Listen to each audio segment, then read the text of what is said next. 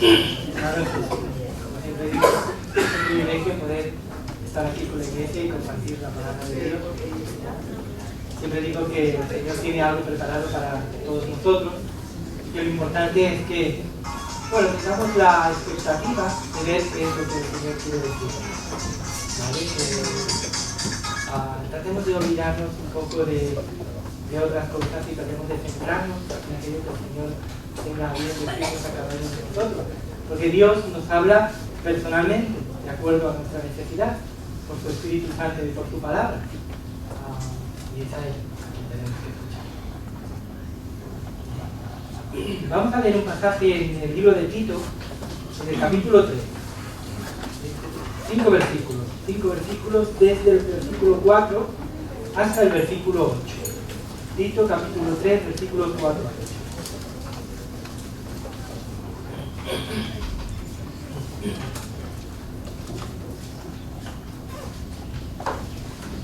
El libro de Tito,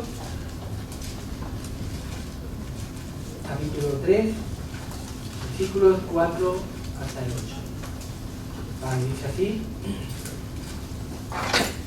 Pero cuando se manifestó la bondad de Dios nuestro Salvador y su amor para con los hombres, nos salvó, no por obras de justicia que nosotros hubiéramos hecho, sino por su misericordia, por el lavamiento de la regeneración y por la renovación en el Espíritu Santo, el cual derramó en nosotros abundantemente por Jesucristo nuestro Salvador, para que, justificados por su gracia, viniésemos a ser herederos conforme a la esperanza de la vida eterna.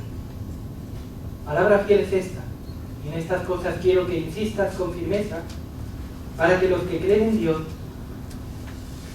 procuren ocuparse en buenas obras. Estas cosas son buenas y útiles a los hombres. Señor, queremos poner delante de ti este tiempo.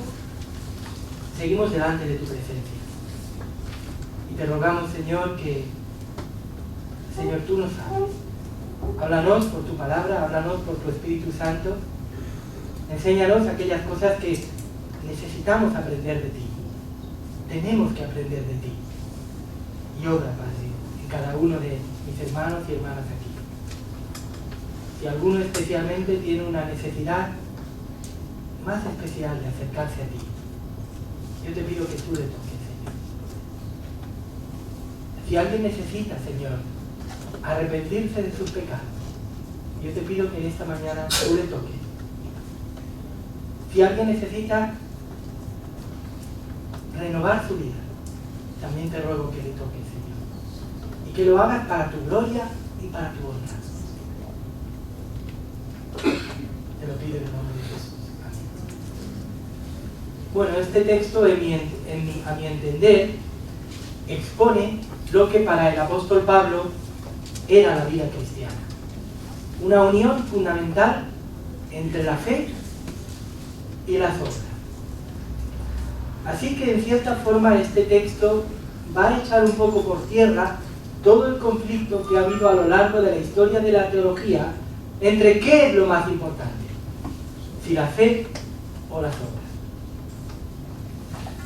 Para Pablo son igual de importantes, aunque evidentemente él tiene claro, y así lo enseña en otras epístolas, que la fe viene antes que las obras. Lo cual no significa que sea más importante desde el punto de vista de la vida cristiana. Antes de centrarnos en el texto, vamos a hacer una pequeña introducción del libro de Tito que nos ponga en el contexto adecuado y que nos ayude a entender mejor el pasaje. Sabemos que Pablo desarrollaba su ministerio misionero con un equipo de hermanos que tenían cada uno de ellos diferentes dones. Los dones de Pablo parece que se centraban más en el apostolado, la evangelización y el liderazgo. Así que cuando Pablo y sus colaboradores iban de ciudad en ciudad o iban a una ciudad concreta y abrían una iglesia con personas que habían llegado a conocer el evangelio, Pablo dejaba a algunos de sus colaboradores en aquella ciudad y él junto con el resto del equipo iba a otra ciudad. Y esto es lo que hace con Tito. Un hermano con dones a nivel de la pastoral y de la enseñanza. Lo deja en Creta para que continúe con la obra de Dios en aquella isla, para que establezca ancianos en las diferentes congregaciones que se habían abierto a lo largo y ancho de la isla, lo cual nos hace ver que efectivamente el Evangelio había tenido cierto éxito en aquella isla. Pablo le da instrucciones muy precisas en cuanto a los requisitos de los obispos y los ancianos y le exhorta a que predique el Evangelio, o a que predique, mejor dicho, la enseñanza de la sana doctrina de forma equilibrada, sin desviarse a derecha e izquierda. Le advierte también en contra de los cretenses, a nivel general, probablemente creyentes y no creyentes. Los cretenses que parece que en aquella época tenían fama de personas no muy fiables. En varias ocasiones en el libro de Tito hay una serie de exhortaciones de Pablo a Tito para que exhorte a los cretenses en contra de cuestiones como la rebeldía, las disensiones, las peleas, para que se sujeten, para que no sean rebeldes, para que sean personas mansas, para que sean personas amables. Lo cual nos hace ver que efectivamente los cretenses eran personas rebeldes, o como se suele decir, difíciles de tratar, de difícil trato. Pero a Pablo lo que le preocupaba es que estos hermanos recibieran la doctrina de Dios de forma correcta y clara. Así que a Tito le dice que no se deje llevar por doctrinas extrañas o por cuestiones necias o por leyes judaicas, sino que enseñe o que centre su enseñanza en la doctrina de la palabra de Dios. Y esa doctrina para Pablo se define en dos conceptos: la fe y las obras. La teología paulina se fundamenta en la fe como respuesta a la gracia de Dios, pero también en las obras como resultado lógico y necesario, subrayo necesario, del hecho de haber recibido la gracia de Dios. Así que quiero recordar de nuevo a la Iglesia la estructura de los escritos paulinos, que es prácticamente idéntica en todas las epístolas de Pablo, y que nos da una pista de lo que Pablo entiende por ser cristiano, o de lo que Pablo entiende por su expresión favorita, de estar en Cristo. ¿Qué es lo que Pablo entiende por estar en Cristo? O lo que Pablo entiende por ser cristiano. Fijaros, en la primera parte de sus epístolas Pablo nos enseña alguna doctrina, y en la segunda parte de sus escritos nos exhorta a cómo hemos de vivir a la luz de la doctrina que hemos venido a creer. Y este bosquejo básico se repite en todas y cada una de sus cartas, y se repite de manera básica, en cierto sentido, en el texto que hemos leído al principio, donde se nos dice que Dios nos salvó por gracia, no por nuestras obras, pero nos salvó para que nos ocupásemos en buenas obras. Ahora, de hecho, dice más. Yo trato de vislumbrar algo mucho más profundo en este texto. Creo que habla de la salvación, y creo que habla de la salvación como un concepto que no solamente se proyecta a la eternidad futura, sino que la salvación también es una realidad que se realiza, que se tiene que realizar, que se tiene que trabajar en nuestro aquí y ahora, en nuestra realidad existencial, sea cual sea la que sea. Básicamente nos dice que Dios nos salvó, o no nos salvó solamente de la condenación eterna, sino que Dios nos salvó de nuestra antigua forma de vivir y nos ha capacitado para una nueva forma de vivir. Por tanto, en este sentido hay dos aspectos de la salvación. Hay una salvación eterna en los cielos y hay una salvación terrena, en el sentido de que Dios nos salva para vida eterna, pero Dios nos salva también de una determinada forma de vida que nos lleva o nos puede llevar al desastre en nuestro aquí y ahora, en nuestra vida. En este último sentido, Pablo está hablando de aquel aspecto de la salvación, o de lo que Dios nos salva. Dios está hablando de aquel aspecto de la salvación que tiene que ver con la transformación de nuestra vida actual. Así que Pablo enfatiza en aquellos aspectos de la salvación que tienen que ver con la acción renovadora del Espíritu Santo, con el hecho de que Dios nos ha dado una nueva vida y con el hecho de que Dios nos ha capacitado por su Espíritu Santo para poder disfrutar de esa nueva vida. porque en este momento a Pablo no le interesa tanto explicar aquel sacrificio de Cristo por el cual somos justificados, sino que le interesa explicar aquella operación del Espíritu Santo mediante la cual somos hechos hombres y mujeres nuevas, con capacidad para poder vivir de manera diferente. ¿Por qué este énfasis? Podríamos preguntarnos.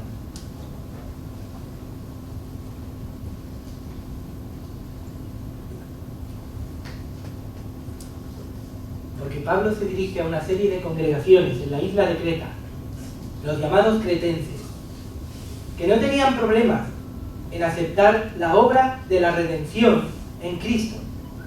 Intelectualmente la entienden y la reciben. Sin embargo, el problema fundamental de estos hermanos es su vida, es su dominio propio, es el rendir su voluntad a Dios, es cultivar su carácter. De ahí el énfasis de Pablo en la obra del Espíritu Santo, porque había muchas cosas todavía que tenían que desprenderse aquellos hermanos. De ahí la enseñanza de que el Espíritu Santo nos regenera y nos renueva y nos capacita para que los que creen en Dios procuren ocuparse en buenas obras. Esto es lo útil. Y estas cosas, dice Pablo a Tito, son las que quiero que insistas con firmeza, porque sé que saben quién es Jesucristo. Y sé que lo han aceptado como su Salvador, pero no se trata solamente de saber. Se trata de vivir de forma diferente a como vivían antes. Se trata de cambiar. Se trata de desprenderse de aquellos aspectos del hombre antiguo, de su vida antigua, y vestirse de un hombre nuevo. Se trata de desprenderse de aquellos aspectos de su carácter que han de ir cayendo, como se desprende la piel de una serpiente cuando muda de piel y se pone otra piel nueva y diferente. Ahora, creo que también Pablo trata de explicar aquí que la obra de la salvación se lleva a cabo a través del Dios Trino. Así que dice: pero cuando se mostró o cuando se manifestó la bondad de Dios nuestro Salvador y su amor para con los hombres, aquí Dios el Padre manifiesta su amor y su bondad hacia los hombres enviando al Hijo. Dios muestra su amor para con nosotros en que, siendo aún pecadores, Cristo murió por nosotros. Ahora, el Hijo lleva a cabo la obra de la salvación en la cruz, el cual derramó en nosotros abundantemente por Jesucristo nuestro Salvador. Pero el Espíritu Santo, y creo que este es el énfasis de Pablo en las epístolas pastorales, el Espíritu Santo aplica la salvación a nuestra vida a través del lavamiento de la regeneración y a través de la renovación en el Espíritu Santo. Por tanto, la gracia del Dios Trino se ha manifestado para salvación a fin de que renunciemos a la impiedad y a los deseos del mundo y vivamos en este siglo sobria, justa y piadosamente. Esto es lo que Tito tiene que enseñar con autoridad. Esto habla y exhorta y reprende con toda autoridad: nadie te menosprecie. ¿Qué es lo que tiene que enseñar? Que la salvación se manifiesta sí o sí en buenas obras. Es la enseñanza que Tito tiene que transmitir con firmeza. Palabra fiel es esta, y en estas cosas quiero que insistas con firmeza, para que los que creen en Dios procuren ocuparse en buenas obras. Estas cosas son buenas y útiles a los hombres. Por tanto, Dios nos salvó, no por obras de justicia que nosotros hubiéramos hecho, pero sí nos salvó para obras de gratitud y de obediencia a Dios. Y si Dios no nos salvó por nuestras obras, ¿a qué debemos nuestra salvación? Creo que Pablo es bastante claro: a su gracia inmerecida, a su favor inmerecido, a su bondad y a su misericordia. Y esa salvación basada en la misericordia de Dios es salvación no solamente de nuestros pecados para darnos vida eterna, sino que es una salvación de nuestra antigua forma de vivir. Y es una salvación que es aplicada a nuestra vida por el Espíritu de Dios, por el Espíritu Santo. Por tanto, la regeneración y la renovación son dos obras que el Espíritu Santo hace en la vida del creyente aquí y ahora, para que la salvación tenga una aplicación práctica, una vivencia práctica. Regeneración significa nuevo nacimiento, renovación significa nueva vida. De modo que si alguno está en Cristo, nueva criatura es. Regeneración. Las cosas viejas pasaron y aquí todas son hechas nuevas. Renovación. Nueva vida. Una vida diferente a la que vivíamos antes. Por tanto, la regeneración y la renovación constituyen el auténtico lavamiento del hombre interior, y esto tiene que ver con la transformación del carácter, con el desprenderse de los ropajes antiguos y vestir una ropa nueva, con el desprenderse del hombre antiguo y vivir en el hombre nuevo, creado según Dios, en la justicia y santidad de la verdad. Ese hombre, esa mujer nueva, creado según Dios, para vivir en la justicia y santidad de la verdad. Y este hombre nuevo, creado según Dios y lavado interiormente por el Espíritu Santo, es el que está capacitado para ocuparse en buenas obras y para glorificar a Dios. Y repito, esta obra del Espíritu Santo tiene que ver con la aplicación de la salvación a nuestra vida. La salvación no solamente es un regalo, que lo es, pero es mucho más que eso. Es una marca, es un distintivo, es una señal, es una impronta que el Espíritu de Dios aplica en nosotros. Algo en lo cual tenemos que ocuparnos.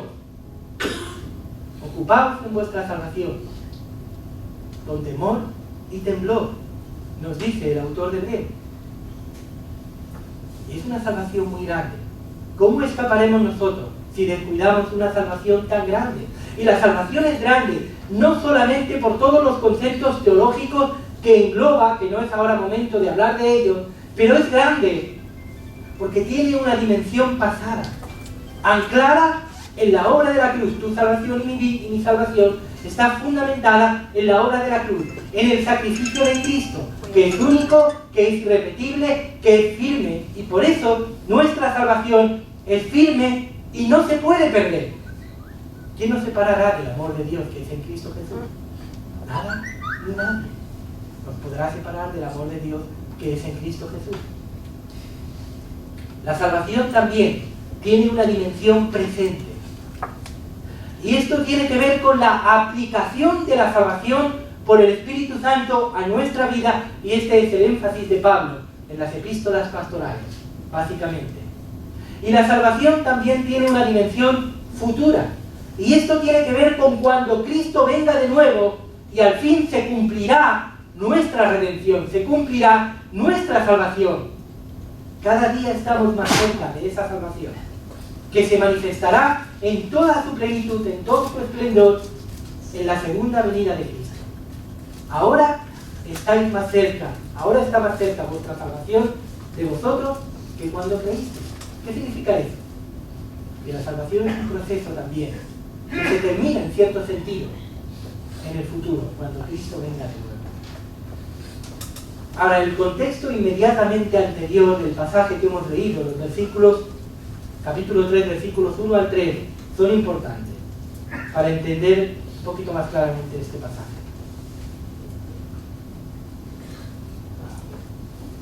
Capítulo 3, versículos 1 al 3. Recuérdales que se sujeten a los gobernantes y autoridades, que obedezcan, que estén dispuestos a toda buena obra, que a nadie difamen, que no sean pendencieros sino amables, mostrando toda mansedumbre para con todos los hombres, porque nosotros también éramos en otro tiempo insensatos, rebeldes, extraviados, esclavos de concupiscencias y deleites diversos, viviendo en malicia y envidia, aborrecibles y aborreciéndonos unos a otros. Ahora, Pablo trata de exhortar a aquellas personas, a aquellos hermanos, en aquello que era un problema para la iglesia de Creta. En su rebeldía, en su carácter díscolo, en su carácter impulsivo, violentos a menudo, en su insensatez. A cada uno de nosotros el Señor nos exhorta o nos habla en nuestra necesidad. Y para los cretenses, para los llamados cretenses, pues ellos tenían unas necesidades bastante concretas, los cuales Pablo le dice a Tito que les exhorte en estos asuntos. Y a cada uno de nosotros el Señor nos habla en nuestra necesidad. Tal vez para ti no sea un problema la ira o el enojo, pero tal vez sí sea un problema la lujuria, no lo sé. O tal vez para ti no sea un problema la envidia o el egoísmo, pero sí tienes un problema con la mentira o la hipocresía. Bueno, trata de escuchar a Dios en aquello que Él te quiere decir, en aquello que Dios nos habla, a través de su palabra y a través de su Espíritu Santo, no a través del predicador, a través de su palabra y a través del Espíritu Santo, en aquello que tú necesitas cambiar. Trata de ponerte delante de Dios y tratar de vislumbrar qué es aquello que necesitas que Dios trabaje en tu vida. Y trata de tener la misma actitud del salmista, cuando dice: examíname, oh Dios, y conoce mi corazón, pruébame y conoce mis pensamientos, ve si hay en mí camino de perversidad, y qué camino es ese, y guíame al camino eterno. Seamos sensibles a nuestros pecados, es lo que quiero decir hoy.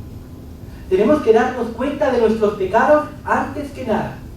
El problema, tal y como yo lo veo, es que somos especialmente sensibles a los pecados de los demás. Enseguida se nos encienden las luces rojas y los radares captan a la perfección cualquier pequeña señal del pecado de los demás. Enseguida me doy cuenta. Yo me doy cuenta de los errores de Francés, o de los fallos de Paco, o de la manera de ser de Carlos a veces, y lo capto enseguida.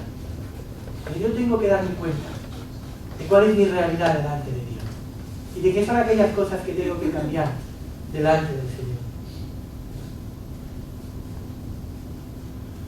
Hemos de ser sensibles a nuestros pecados y distinguirlos perfectamente, mencionarlos con nombre y apellido, no dar lugar a equívocos, decírselo al Señor: yo tengo este problema, Señor, y decírselo con nombre y apellido, no aquello de: Señor, perdona mis pecados.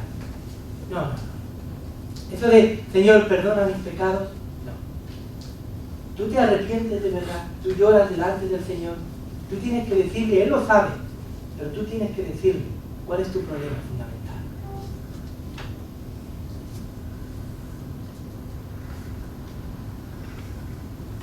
Porque ya debemos de dejar de vivir como vivíamos antes y andar en novedades de vida. Eso es lo que Pablo les dice a los cretenses. Esto erais en otro tiempo, y esto éramos en otro tiempo, pero algo ha cambiado, algo ha tenido que ocurrir. Si realmente se ha manifestado la bondad de Dios, nuestra vida tiene que cambiar. Si nuestra experiencia de la salvación, del amor y de la bondad de Dios ha sido real, entonces nuestra vida tiene que producir cambios, o al menos estar en el proceso de cambiar.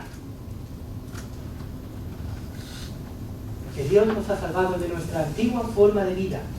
Ya no tenemos por qué vivir como antes, nos explicará Pablo en Romanos capítulo 6. El Espíritu Santo ha sido derramado en nuestros corazones y esto ha de producir un cambio en nuestra vida. Los frutos del Espíritu de Dios se tienen que manifestar, las buenas obras se tienen que ver, se tiene que notar un cambio en nuestra forma de actuar, de hablar, de pensar y me atrevo a decir, de mirar, de vestir, de caminar, porque somos nuevas criaturas. Y algo ha de cambiar en tu vida y en mi vida. Ya no podemos vivir como antes. Si realmente la bondad de Dios se ha manifestado en tu vida, si su gracia se ha manifestado, ya no puedes vivir como antes. Algo tiene que ocurrir. Dios nos salvó. ¿De qué? De nuestros pecados, de la condenación eterna, por su misericordia, que se manifestó en la obra de la cruz. De nuevo Dios muestra su amor para con nosotros, en que siendo aún pecadores, Cristo murió por nosotros. Pero Dios también nos salvó de nuestra antigua forma de vivir. Por tanto, a mí, Dios me ha salvado de la amargura. Dios nos ha salvado de las cadenas de la ira. Dios nos ha salvado de la prisión del rencor. De todas estas cosas, Dios nos ha salvado y nos tiene que estar salvando si tú le dejas. Dios te ha salvado de la esclavitud de la mentira. Dios te ha salvado de las ataduras de la soberbia. Dios te ha salvado de las cadenas del orgullo y de la rebeldía. Y tú tienes que dejar que Dios te salve de todas estas cosas. Y nos ha salvado por la regeneración y la renovación del Espíritu Santo en nuestras vidas, que ha sido derramado en nosotros. Mirad, Dios no da el Espíritu por medida. Dios no te da a ti, Rosa, un poco de Espíritu Santo, o a mí me da más. Dios no te da a ti, Wilton, medio del Espíritu Santo y a mí me da más. Dios no da el Espíritu Santo por medida. Dios te da el Espíritu Santo completamente. El Espíritu de Dios ha sido derramado en tu vida para aplicar la salvación, la gran salvación que Dios te ha regalado por su gracia, para que la apliques en tu vida, para que te ocupes en buenas obras, para que glorifiques a Dios a través de tu manera de ser, de comportarte, repito, de vestir, de hablar, de todo. Todo tiene que ir transformándose en tu vida.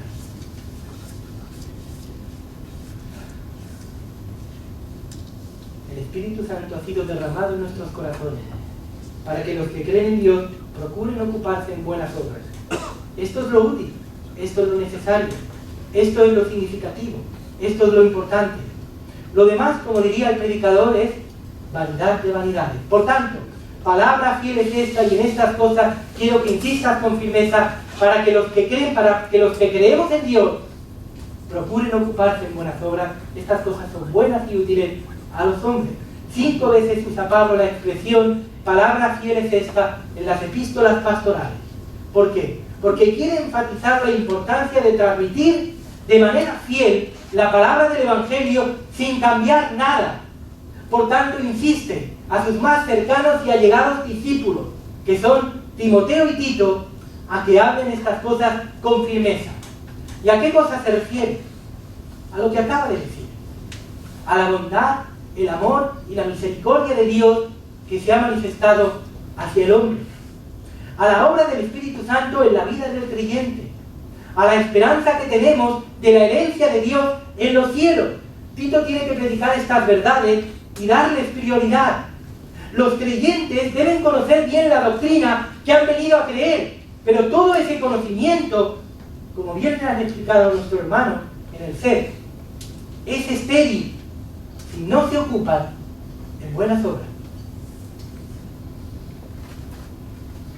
Por tanto, el conocimiento de la palabra de Dios nos tiene que llevar a una vida transformada por esa misma palabra y por la obra del Espíritu Santo en nuestras vidas. Hebreos dice, la palabra de Dios es viva y eficaz y más cortante que toda espada de 2 filos, y penetra hasta partir el alma, el espíritu, las coyunturas y los tuétanos, y discierne las intenciones y los pensamientos del corazón. Y si no es así, si la palabra de Dios no nos zarandea, si la palabra de Dios no produce nada en nosotros, entonces tenemos un problema de base. Tenemos lo que yo suelo decir, un problema estructural, no un problema coyuntural de un momento dado. Es un problema estructural, es un problema de base, es un problema de raíz. Significa que no hemos entendido el Evangelio, que no nos hemos arrepentido de nuestros pecados y que seguimos viviendo como en otro tiempo. Pero ya hemos dicho antes que Dios nos ha salvado de la condenación para darnos vida eterna, pero esa misma salvación va acompañada del hecho de que Dios igualmente nos ha salvado de nuestra antigua forma de vivir. Y si no es así, no hay salvación. No hemos entendido el Evangelio. Si alguno está en Cristo, nueva criatura es. Es verdad que las cosas no son automáticas. Dios no nos cambia en aquellos hábitos o pecados de forma instantánea o automática.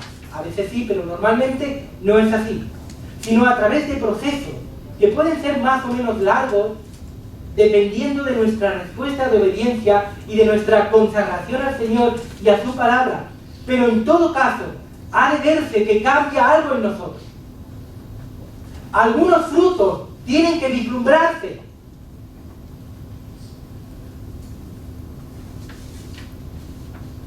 un proceso de cambio tiene que verse. Un sentimiento de pecado, cuando desobedecemos a Dios, tenemos que sentir. Una necesidad de cambiar aquellas cosas y hábitos en nuestra vida que sabemos que deshonran a Dios, tenemos que anhelar. Una ilusión, una perspectiva, unos deseos de obedecer a Dios tenemos que tener, que ya no podemos vivir como antes. Ya no podemos tener solamente deseos, ilusiones y perspectivas mundanas, porque la bondad de Dios se ha manifestado en tu vida y en la mía, porque la misericordia de Dios nos ha alcanzado, porque el Espíritu Santo ha tocado nuestros corazones y nos ha regenerado, nos ha dado una nueva vida, ha producido en nosotros un nuevo nacimiento. Por tanto, esto es así, e insisto con firmeza. Espero que de alguna manera escuches al Señor en esta mañana, ahí en tu corazón y en tu mente. No hace falta que valores al predicador en una u otra forma, pero que trates de escuchar lo que el Señor te tiene a bien decirte en esta mañana. Que el Señor te ama, ciertísimamente te ama, y espera de ti que si crees en Él, procures ocuparte en buenas obras. Esto es útil y significativo para tu vida. Esto es necesario. Teme a Dios y guarda sus mandamientos, porque eso es el todo del hombre. Lo demás es vanidad de vanidades. Y a la hora de preparar este mensaje, trataba de pensar en la iglesia de Villamaría, en la iglesia de Badalona, y entender cuáles eran nuestras necesidades reales, a nivel de nuestra fe y de nuestra relación con Dios. Pensaba en cada uno de mis hermanos, pensaba en mí mismo, a ver qué digo.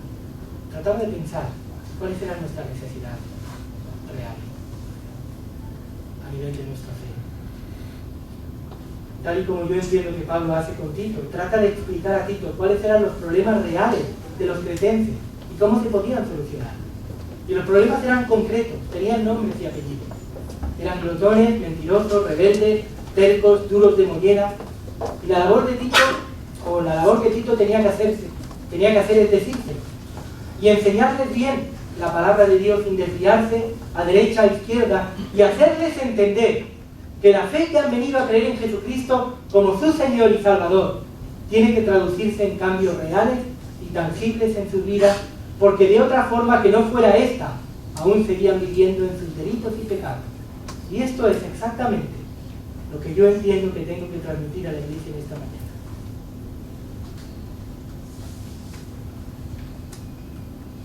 Sé que estamos en un proceso de cambio, todos, yo también. Todos estamos en un proceso de cambiar. Es lógico, tiene que ser así. Debe ser así. Pero en ese proceso tiene que haber señales de que efectivamente estamos dejando que Dios trabaje en nuestra vida. Estamos dejando que Dios obre en nuestras vidas. Y estas señales serán diferentes en cada uno de nosotros. Tal vez vas adquiriendo más dominio propio y no te dejas dominar por la ira como antes. Bueno, es una señal. Dios está trabajando en tu vida. Tú estás dejando que el Señor trabaje en tu vida. Tal vez ya no te importa que los incrédulos prosperen, porque tu confianza está en Dios. Es también una señal. Estás dejando que Dios vaya trabajando en tu vida. Tal vez ya te duele en tu corazón cuando otros sufren. Eres capaz de pensar en los demás, no como antes, que solo pensabas en ti mismo. Está bien. Dios está produciendo algo en tu vida, cambios en tu vida. Todos aquí estamos creciendo. No hay nadie mejor que nadie. Y todos tenemos que seguir creciendo en la obra que Dios está haciendo en nuestras vidas.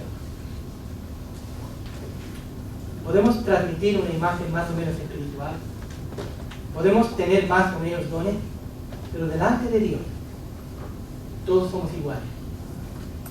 Y todos tenemos que lidiar, trabajar, luchar con problemas espirituales concretos, que no podemos obviar, sino que tenemos que enfrentar. Tenemos que enfrentarlos delante de Dios, para que Dios trabaje en nuestra vida. Y eso implica quebrantarnos, y eso implica llorar, y eso implica ejercitar nuestro dominio propio y dejar que Dios trabaje en nuestra vida. El Señor quiere hacer cosas en nuestra vida, Él quiere trabajar en nuestra vida. Y en ese sentido, tenemos que ocuparnos de nuestra salvación y temblor, en nuestra salvación con temor y temblor, porque la salvación no solamente es un regalo que Dios me ha dado, me lo guardo en el bolsillo, me olvido de ella, y ya lo tengo seguro, iré al cielo con el Señor y ya está. No funciona así la cosa.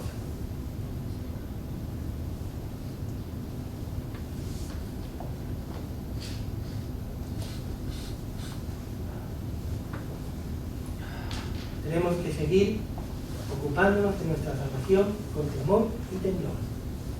Y no desanimarnos cuando nos caemos.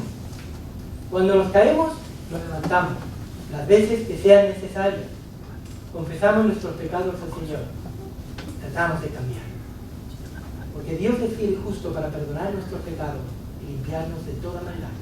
Nos levantamos y tratamos de cambiar. Nos quebrantamos delante del Señor. Le pedimos su ayuda y su dirección. Y seguimos adelante. El problema, escuchadme, el problema no es que pequemos a veces. El problema es que no nos importa. Ese es el problema. Que no nos importa.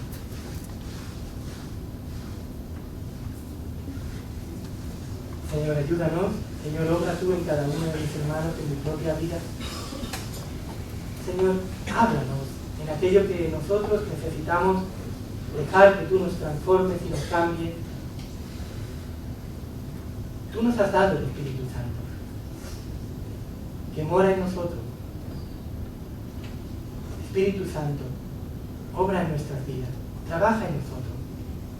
Haznos ver nuestros pecados, haznos cambiar, danos el ánimo y la voluntad para cambiar, Señor, aquellas cosas que tenemos que cambiar en nuestra vida. Renuévanos, Señor. Señor, aquellos hermanos o hermanas que están desanimados, yo te pido que tú les levantes. Aquellos que necesitan, Señor, arrepentirse, te pido que también tú les toques. Y ellos, Señor, se den cuenta de su pecado y cambien. Háblanos a cada uno de nosotros de nuestra necesidad. Permite que a lo largo de esta semana, Señor, que empieza, seamos conscientes de tu presencia en nuestra vida y seamos conscientes de la manera en cómo tú trabajas en cada uno de nosotros. Queremos seguir creciendo. Queremos, Señor, ocuparnos de nuestra salvación con temor y temblor. Despojarnos del hombre antiguo, de la mujer antigua, y vestirnos del hombre nuevo, creado según Dios, en la justicia y santidad de la verdad. No permita, Señor, que ninguna persona aquí se desanime. Señor, antes bien, rétale tú, Señor, con ilusión y ánimo, para desear crecer, para desear cambiar. Pues no pretendo desanimar a nadie, sino animar y alentar a que las personas aquí, Señor, quieran crecer en tus caminos, Señor. Queramos crecer en tus caminos. Señor, obra con tu Espíritu Santo y a través de tu palabra. Y gracias, Señor, por este tiempo en el cual hemos podido acercarnos a ti, hemos podido alabarte y hemos podido, Señor, pues escucharte. Gracias por tu